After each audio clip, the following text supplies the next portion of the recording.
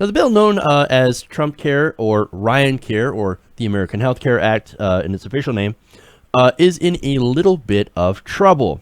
House Republicans are reportedly desperate to pass their Obamacare repeal bill and have now revealed today an expansive series of changes to the piece of legislation in an effort to try and round up enough GOP votes to save this bill from dying a horrible death in the House. Ironically, you know who else will die a horrible death? All the people that will lose their insurance, or at least some of them. Now, one of the few changes requested by President Trump was work requirements and block grants for Medicaid, as well as more help for older Americans. Oh, they're actually addressing the problems with older Americans not being able to afford insurance under this plan. Great. Let's take a look at that. Actually, I've got the details later in the story, but first, some of those changes I do have to note are not enough for some of the more extreme elements of the Republican Party, places like the Freedom Caucus. In fact, Politico has reported that some conservatives, after a recent closed-door meeting yesterday, emerged vowing to be even more against this bill than they were before, and saying, actually bragging, that they've got votes to block this bill. Now, Representative Mo Brooks, for example, of Alabama, said, House leadership does not have the votes to pass this very liberal bill unless they have a bunch of Democrats on board. He called this bill, quote, the largest Republican welfare bill in the history of the Republican Party. So Mo Brooks thinks this piece of draconian crap isn't draconian enough. It doesn't crush poor people enough. Now, interestingly, there is one piece that he's right about that he probably didn't mean. And by that I'm saying, I go back to what he said, calling this the largest Republican welfare bill. He's right. But it's welfare for the rich. See, this whole bill is essentially a $600 billion tax cut for the wealthiest Americans. It allows insurance companies to not only charge 30% for people more on their premiums for those who were uninsured. So if you're uninsured for more than 60 days, then insurance companies, if you want to get back in the market, can actually charge you 30% more. They're fine with that. And they also allow insurers to charge older people up to 5 times more in premiums than younger people. So that's pretty draconian. Among the other things that are in this horrible piece of legislation, and yet Mo Brooks, too liberal, welfare. And again, what's funny is that this is the Paul Ryan plan. Somebody who's so extremely conservative, like back in 2012, so extremely conservative that people voted against him and Mitt Romney. But now this plan is too liberal. Amazing. I guess Mo Brooks would just rather have a healthcare plan where they chuck bootstraps at people. Here you go. So now let me give you some details on the changes, right, that they made for this bill to try to get this through Congress. Now, what it would do is it would set aside funding, about $85 billion, according to Republican sources, for tax credits to help older people, people between 50 and 64, who would end up seeing their premiums skyrocket under the current repeal plan. Now, the amendment would not set up the tax credits, but would instruct the Senate to do so, forcing House Republicans to take a vote on something the upper chamber would do later. It would be paid for, and because they're always worried about how you're going to pay for it, it would be paid for by allowing consumers to write off less medical debt. But wait a minute. How does that pay for anything? I don't get how that's supposed to pay for more tax credits. And it's actually sticking it to people who have medical debt. One of the biggest drivers of debt, other than student loans, is medical debt. And say you got this gigantic bill from fighting cancer. Okay, and you're bankrupt, you can't afford to pay that. Well, looks like you're unable to write off some of that debt. Sad day for you. You might have survived cancer, but you're not going to survive these bills. Oh, great. But hey, at least now we can give some old people some tax credits. Because, to be honest, they would get hosed really, really bad under this bill. Now, Politico notes that Trump actually wanted to increase the tax credit, in part because voters that age, 50 to 64 and older, are a core element of his constituency and actually help propel him to the White House. So politically, that would make sense. Oh, let's help out my core demographic. Great. Old people voted for me. I need to give them something in return. And not only that, but you had the AARP and all these different groups of older people that are saying, whoa, whoa, whoa, you need to help out these people by making sure that they can afford insurance. So there's a lot of political pressure here. Now, among other changes to the repeal bill, this amendment would also delete a provision that would have allowed consumers to move leftover tax credit money into a health savings account. So you get your tax credit. Oh, hey, we got money left over. Let's put it into a health savings account. Now they're saying, nope, we're gonna get rid of that provision. You cannot use your leftover tax credit for your health care to put it in your health savings account. Why would anybody have a problem with this? Well, it turns out anti-abortion groups or anti-choice groups had a little bit of a problem. Politico explains why.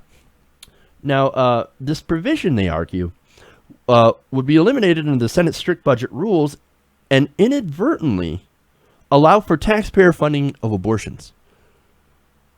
Oh, so if we allowed this people to put this money from the tax credit into his health savings account, then later on that health savings account might be able to pay for an abortion. Oh, there we go. So, of course, they got rid of that to try to placate anti-choicers, and they got a couple from this. Now, two of the other changes, first reported last Friday, will also allow work requirements into Medicaid, as well as give states the option of converting their Medicaid programs into block grants, which, of course, are effectively giant cuts. Now, because, hey, you might be poor and sick, but we're going to need you to work. Can you come in today? I know you're dying, and I know you need this health care, but man, you got to come into work. Work requirements. You realize when people are sick, they might not be the best employees, but hey, work requirements. Now we're going to put the work requirements in here, as well as, block grant Medicaid, which is essentially kicking more people off the rolls. So again, very, very draconian. Now, this amendment would also repeal about a dozen Obamacare taxes a year earlier than originally planned. Because, funding things, overrated. Absolutely overrated. And look, I told you about this. I've reported that the main reason that the Republicans are so hasty on this repeal bill is so that they can get their giant tax cuts. You got to follow the money. But see, I did make a little bit of a mistake when I believed that it was all about greed. It's not 100% about greed. It's also making sure that less people get health care. See, and what I reference here is the view among Paul Ryan and some of the other hard right conservatives, very far right extreme people, that poor people are poor because they have no moral center. They have no morality, and therefore they do not deserve help because the position that they're in, well, that's their fault for being immoral people. And if only there were better people, if they stopped being lazy, if they got a job, they would stop being poor.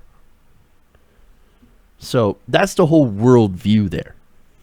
And it really is kind of quite disgusting. Now, the amendment would further also change Medicaid reimbursement rates for the elderly and disabled. Now, that's actually a good thing for governors who were concerned about the cuts to the Medicaid program. So that's try to go after some of the moderates. So, again, for the moderates, right? There's something for everybody in there. The hardcore conservatives, the moderates, as well as the anti-abortion groups. But see, there is a bit of a problem here. The hardcore conservatives, they don't want any of this. They don't want anybody to have health care, even when they have their concessions in this bill. They will never agree to anything that helps poor people, which is why I had to mention how they view this entire thing. Their views on this, no, poor people don't deserve any help, so it's not our job to help them because they're morally bankrupt people. I don't want a cent of my dollar or any government help going towards people who are morally bankrupt because they don't deserve it at all. They don't deserve any health care. Bootstraps, bootstraps, bootstraps. These hardcore ideological right wingers will never agree with the moderates who want to keep the Medicaid cuts. People like John Kasich, who is weirdly enough is now considered a moderate, even though he's extreme on abortion, which is crazy to even call him a moderate. But the Overton window has shifted so goddamn much to the right that I don't, I'm considered like this crazy Marxist communist at this point when I'm actually more center left. Amazing. But this is where they're at. In fact, look, the conservatives are so against this. You have Freedom Caucus Chairman Mark Meadows telling reporters on Monday that these negotiations for this bill appear to be over. And not in a good way, at least for the bill. He says, quote, "I am confident that we have enough concerns that a vote of 216 votes in the House would not happen today." So there's your answer from the House Freedom Caucus. These right-wingers, they don't want to do anything that involves giving people any sort of help and health care. If you're not rich, if you can't afford it yourself, you are screwed. Have some bootstraps, buddy. That's all you deserve. Look, even with some of these changes, as I just mentioned, I do not see this going through. Trumpcare might have just died today. And you know why? It's not because it's too liberal. It's too conservative for some Republicans. It doesn't crush the poor enough. These are the people that want to go back to the pre-ACA days. That's what they liked. If you're poor, no insurance for you. Where the insurance companies were the real death panels, boy, did they love that. They can't wait to go back to that. Where they didn't have to spend a nickel taking care of those poors. It is social Darwinism at work.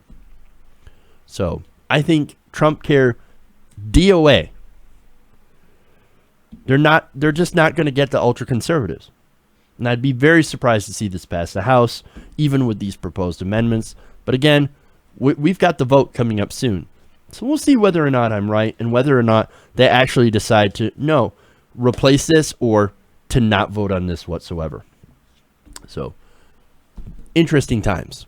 Hey everybody, thanks for watching this video. If you want to see more like this, please hit the subscribe button below. And if you want to support truly independent progressive media, please consider becoming a patron at patreon.com/TYTNation.